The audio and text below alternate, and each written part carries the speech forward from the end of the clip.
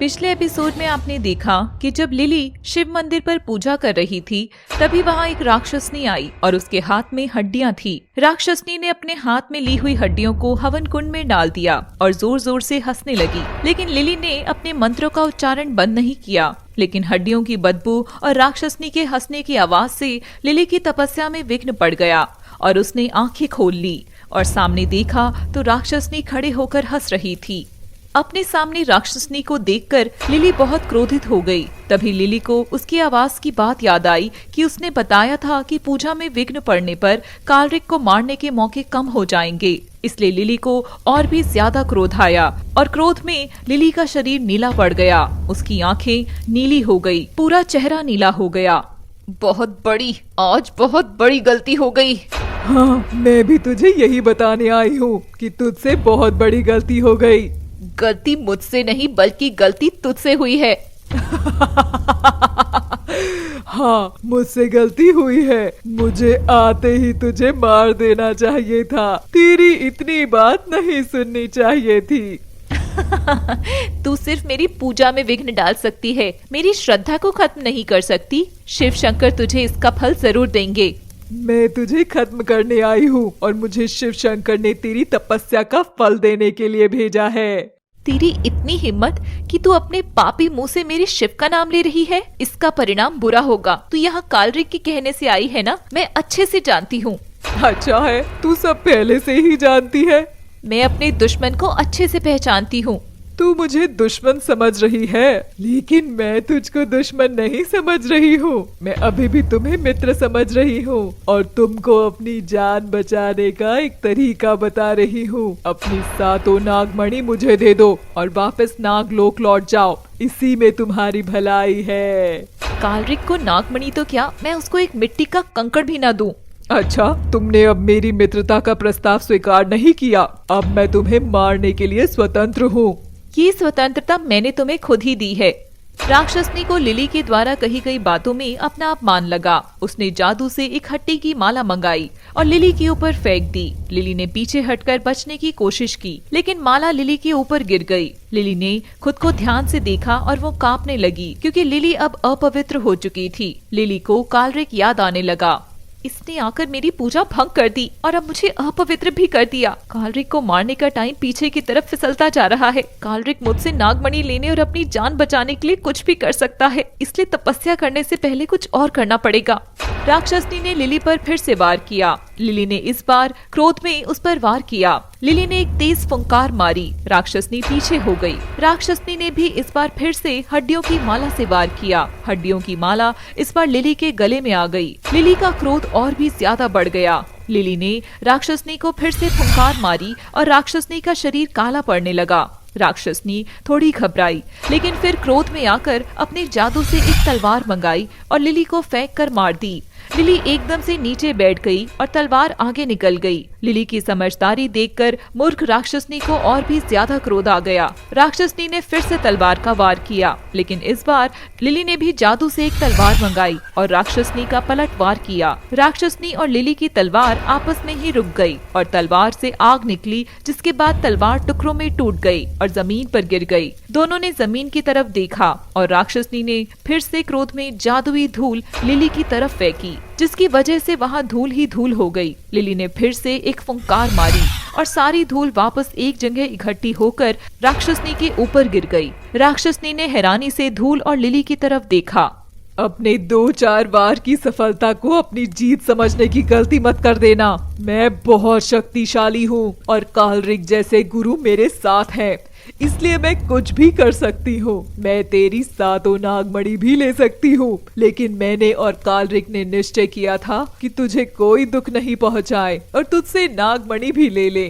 दुख? तुम दुख देने की बात कर रहे हो? मुझे कालरिक से कितना दुख मिला है मैं अच्छे से जानती हूँ। मैं ये कभी नहीं भूल पाऊंगी। अगर तुम्हें इतना सब कुछ याद है, फिर तो तुम्हें अपने अंजाम से डरना चाहिए कि तुम्हारे साथ कुछ भी हो सकता है। अंजाम से तो तुमको डरने की जरूरत है, क्योंकि आज तुम्हारा आखिरी दिन है। मुझे आज तक कोई मिटाने वाला पैदा नहीं हुआ। काश थोड़ा सा ध्यान रखा होता तो आज पता होता कि मारने वाला पैदा नहीं होता, बल्कि भगवान खुद भेजते हैं। धरती को पाप मुक्त बनाना बहुत जरूरी है। लिली ने एक तेज फुंकार राक्षसनी को मारी। राक्षसनी पर इस बार असर हुआ और वो जमीन पर गिर गई। लिली ने विकराल नागिन का रूप ले लिया।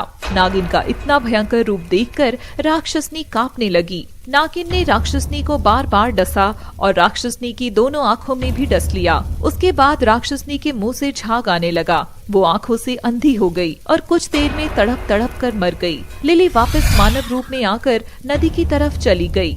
सुबह सुबह कियारा कबीर के लिए ताजे फूल लेकर आई और उसने कबीर के लिए नाश्ता बनाया। जब कियारा कबीर के पास पहुंची तो उसने देखा कि कबीर खुद से बातें कर रहा है। कियारा कुछ देर कर खड़ी होकर कबीर को देखती रही और फिर कबीर के पास जाकर बैठ गई। कबीर, तुम कौन हो और यहाँ क्यों आई हो? मैं कियारा हूँ और तुम कबीर हो। तुम यहाँ क्यों आई हो? मैं यहाँ तुम्हारी दोस्त बनने आई हूँ। देखो मेरे पास फूल भी हैं। मैं तुम्हारे लिए ये फूल लेकर आई हूँ। कियारा, तुम बहुत अच्छी हो। मैं तुम्हारा दोस्त बनूंगा। मैं तुम्हारे लिए खाना भी लेकर आई हूँ। हाँ, मुझे भूख लगी है। कबीर छोटे बच्चे के जैसा हो गया था। अब उसकी बातें छोटे बच्चों के जैसी थी। कियारा ने कबीर को अपने हाथों से खाना खिलाया और उसे हॉस्पिटल के पार्क में घुमाने के लिए ले गई और कबीर को बाहरी दुनिया से रूबरू कराने लगी। कबीर बाहर घूमकर खुश था। कियारा ने कबीर को उसके माँ पापा से मिलवाया। कुछ देर बाद कबीर को वापस उसके बेड पर ले गई। कियारा, तुम फिर कब आओगी? यहाँ मैं अकेला रहता हूँ, मेरा मन नहीं लगता। तुम जल्दी आ जाया करो। मैं अभी जा रही हूँ। दोपहर को तुम्हारी पसंद का खाना लेकर आऊंगी। इतना कहकर कियारा वहाँ से चली गई। डॉक्टर ने कबीर को दवाई दी और वो सो गया। लिली राक्षसनी को मारने के बाद नदी के किनारे जाकर बैठ गई। लिली बहुत क्रोधित थी क्योंकि वो कालरिक को मारने से एकदम दूर जा चुकी थी। मुझे समझ नहीं आ रहा कि मैं दुख मनाऊं या फिर क्रोध में जल जाऊं। मैं कालरिक को मारने से एकदम दूर जा चुकी हूँ। अब कालरिक की मौत कैसे होगी? इस धरती से पाप कैसे मिटेगा? अब क्या होगा? तभी उसे पीछे फिर से दोबारा वही आवाज आई। लिली, मैं जानता हूँ कि ये समय तुम्हें सांत्वना देने का नहीं है, क्योंकि वो झूठी होगी। जो सच है उसे स्वीकार करना होगा और सच यही है कि हम कालरिक को मारने का एक मौका खो चुके हैं। जो हुआ उसे जाने दीजिए। अब आगे क्या करना है ये बताइए। अभी हमारे पास 2 मौके बचे हैं। हम उन दोनों मौकों का फायदा उठा सकते हैं। अगर महादेव की कृपा रही तो कालरिक जरूर मारा जाएगा। इस बार भी कालरिक मेरी तपस्या भंग करने किसी न किसी को जरूर भेजेगा। उसका इंतजाम भी हो जाएगा। अभी मैं जा रहा हूँ। तुम भी नदी में स्नान करके मंदिर में चली जाओ और वापस तपस्या पर बैठ जाओ। महादेव हमारी जरूर सुनेंगे। लिली को आवाज आनी बंद हो गई। लिली नदी में स्नान करने चली गई। लिली अपने सारे क्रोध को नदी में डुबकियां लगाते समय बहते पानी के साथ बहा रही थी, लेकिन लिली को अपने ऊपर आने वाले खतरे का अंदाजा नहीं था। जैसे ही लिली ने दूसरी बार नदी में डुबकी लगाई, तभी किसी ने उसके पैर को पकड़ने की कोशिश की। लिली ने पैर ऊपर किया, लेकिन एक दूसरी नागिन लिली के पैर में लिपट गई। लिली नदी में तैरते हुए नागिन को पैर से नहीं हटा पा रही थी, क्योंकि अगर